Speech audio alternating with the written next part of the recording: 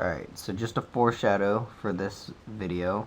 I'm making it for a friend who has some questions about some things in the gearbox. So that's what this video is about. Doesn't necessarily pertain to anyone but this particular person, but the information is still valid. So first thing I'm going to get into, he was wondering exactly what premature engagement was. So I'm going to go over that real quick. Basically, this is your normal cycle. Your gear's going back, right? Compressing the piston. Right about here, releases. Starts to go forward.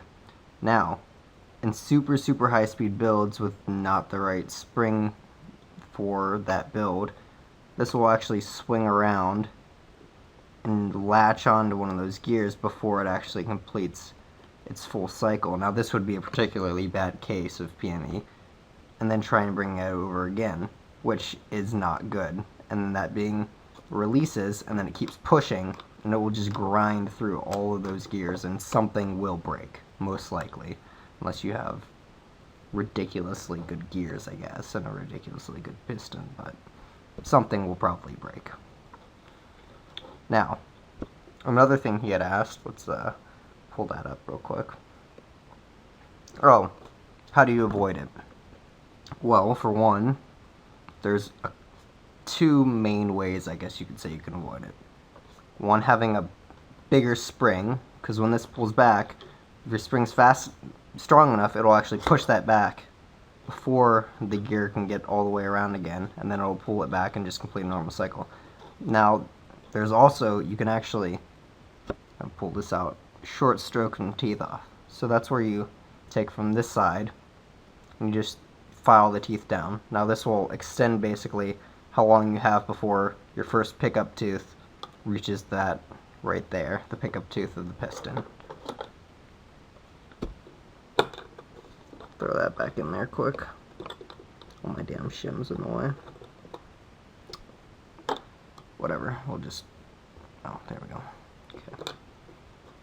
Now another thing you get asked is, what is the point of sorbothane, I believe? Let's see. Oh, sorbo pads, and why do you use them? Alright, so, there's two reasons. One main reason is, let's see if I can get this out. So, the first reason is as a spacer, to correct your piston's angle of engagement. So that sits right there, which pushes your piston back, which will help you correct the angle of engagement.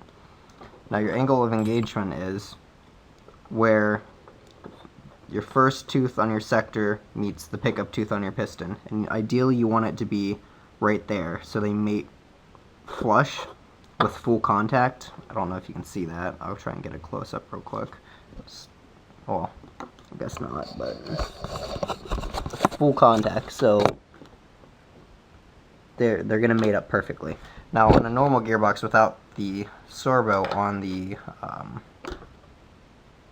ignore what that's called, your piston's right about, say, here. Now, when your tooth goes to pick it up, there's not that great of an area, and it puts lots and lots of strain on that first pickup tooth, and it's just not very good. So you correct that, makes things a lot better, a lot happier. Now, the second thing sorbothane does is it actually lessens the impact on the gearbox shell by absorbing some of that force going into it. So it helps transfer that energy a lot slower into the gearbox and a lot less stressfully. So that's what that does. And it can also quiet down your gearbox a little bit and a few other benefits, but the main thing is AoE correction, which you can also do on the piston itself by inserting washers right there, but I like the sorbothane way. I have a pretty high power spring in there, 35 RPS, so I just like to be cautious. You can also radius your gearbox shell, which is what that is right there, those little grooves. You file away the edge and make it round, because the round surface transfers the energy better to the surrounding gearbox than a sharp edge. So I believe I've answered all of your questions. I can always make a follow-up video, but hopefully that helps you out. If not, I will go into better detail and hopefully not be so confusing and not ramble on so much. Ignore my shitty short stroke or Swiss cheese job, and just put things back together and end my video.